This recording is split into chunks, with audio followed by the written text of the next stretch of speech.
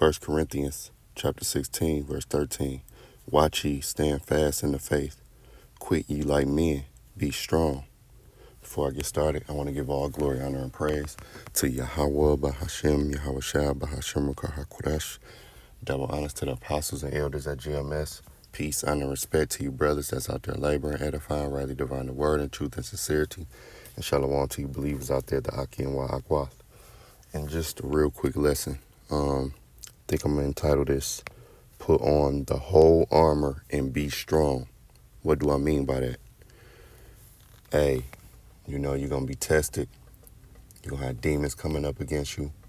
Demons going to hop on people to come against you. And I've covered this topic before, but I want to keep stressing it, because I know brothers and sisters is going through it with these demons, man, just on a day-to-day. So, again, 1 Corinthians 16, verse 13, watch ye, stand fast in the faith, quit you like men, be strong. Now, when you go into this word, quit, that don't mean quit, obviously. All right. The definition, it says to make a man of or make brave, to show oneself a man, be brave.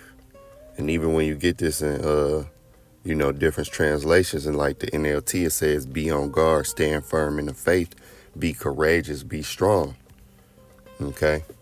And this is from, the Apostle Paul writing to the church of Corinth, telling brothers to be strong. Sisters got to be strong. We all got to be strong. All right. Let's go from there to Deuteronomy 31. Now, this is Moses' last counsel.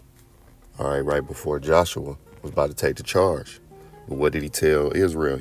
Deuteronomy 31:6, he said, be strong and of good courage. Fear not, nor be afraid of them. All right. Well, scripture tell us don't, fret the incredulities, meaning like the disbelief of these people. All right. Don't be afraid of don't be afraid of these demons. Be circumspect.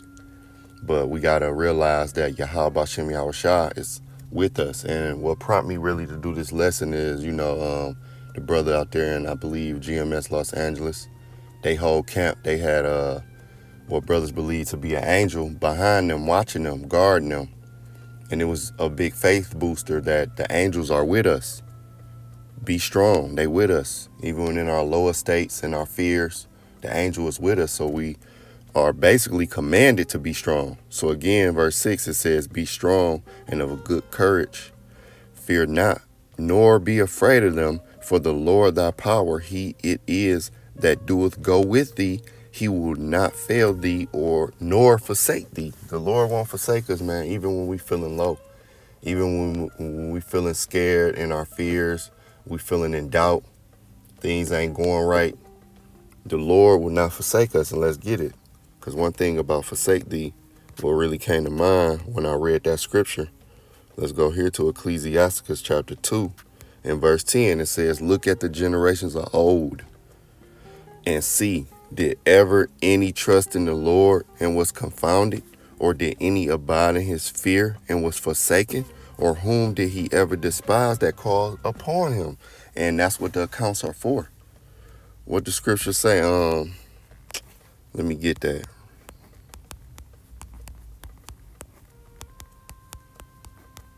Let me get it.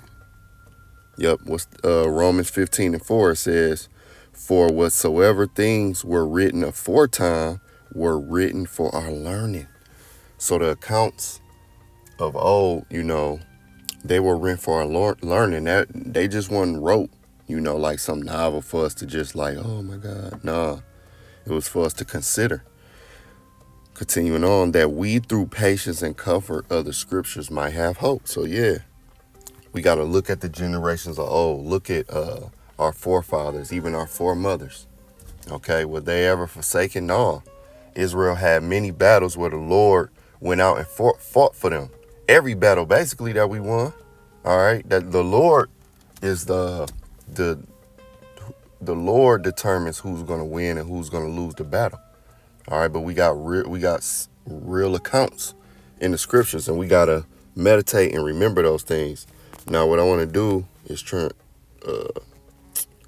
to transition to Matthew 4. And I want to get this in the NLT. All right, Matthew 4, starting at verse 5. Because, sometimes, again, Satan is going to tempt us. But again, the Lord is always with us. Now, this is Yahushua when he was getting tempted by the devil. It said, verse 5, then the devil took him to the holy city, Jerusalem, to the highest point of the temple. All right, and this is the point what I really want to get. And said, if you are the Son of the Most High, jump off. For the scriptures say, he will order his angels to protect you, and they will hold you up with their hands so you won't even hurt the foot on your stone. And basically what the devil was saying is the angels got charge. That's what the scriptures tell us. That's why we to not even fear, man. The angels got charge over us. Let's get that.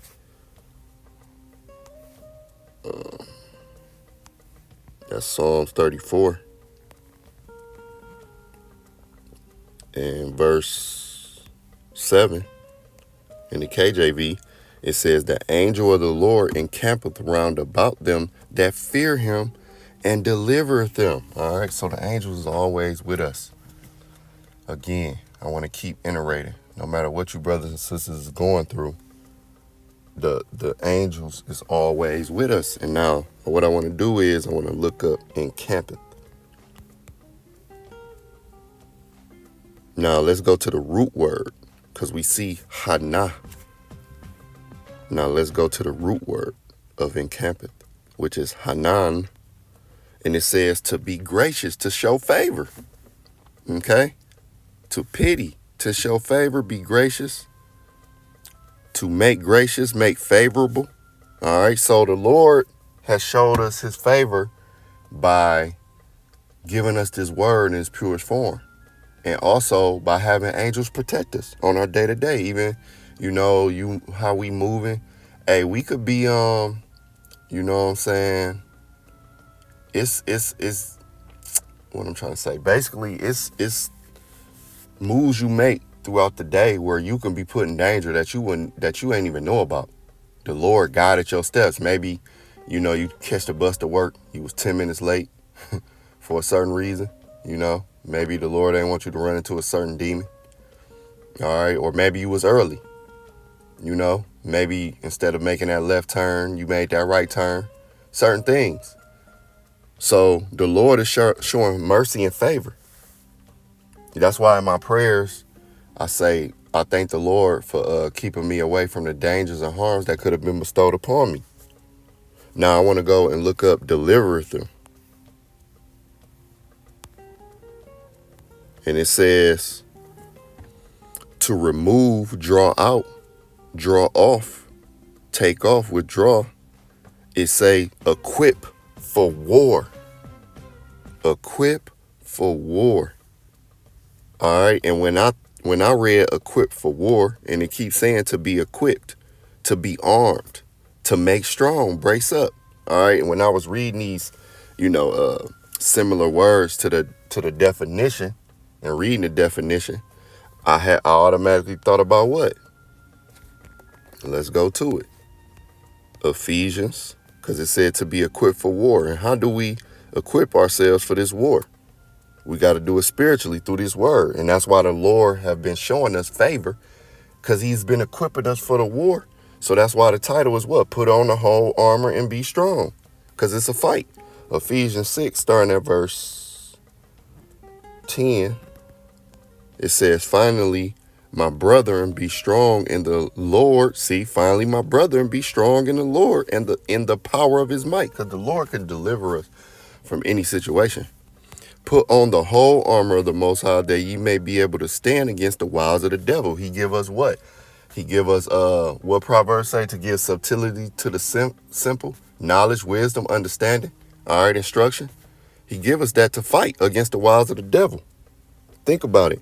Verse 12, for we wrestle not against flesh and blood, but against principalities, against powers, against the rulers of the darkness of this world, against spiritual wickedness in high places. All right. So that's why it's a fight, man, in the spirit. And these scriptures is our armor. That's how he equipped us for this war. Wherefore take unto you the whole armor of the Most High, that ye may be able to stand against the wiles, Slakia, that ye may be able to withstand in the evil day.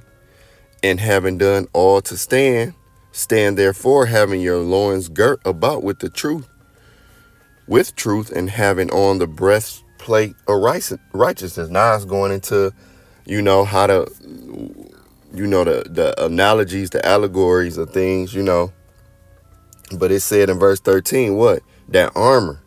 And even when you go back to Psalms 34, it says put on that whole armor. Even when you go back to Psalms 34:7 and you read it in the NLT, it says, for the angel of the Lord is a guard. See? So the angels is likened to an armor to us. Because when something guards you, it's like an armor, if you think about it. And it says he surrounds and defends all who fear him. And we know what's the fear of the Lord is the beginning of wisdom, man. So going back to Ephesians 6, it says, and I'm going to read verse 14 again. It says, stand therefore having your loins girt about with truth, and having on the breastplate of righteousness, and your feet shod with the preparation of the gospel of peace. All right. Above all, taking the shield, all right, being equipped of faith, wherewith ye shall be able to quench all the fiery darts of the wicked, man. And them darts is going to be coming. So we need that shield. And take the helmet of salvation and the sword of the Spirit, which is the word of the Most High. And that's the most powerful thing the Most High gave us, is the sword. This word is a sword, man. A two-edged sword. Okay? But we slicing through. We supposed to be slicing through things. And I know it take time. Sometimes, it's hard to do, because them demons, man, they be getting at us. And I mean basically through like people and situations, man. Them demons be very irritable, but you actually got demons that can plague you, in your sleep, giving you certain dreams or nightmares, or, how you feel like you up, but you can't get up. I forgot what that's called. And then, but yeah, man, it's a fight.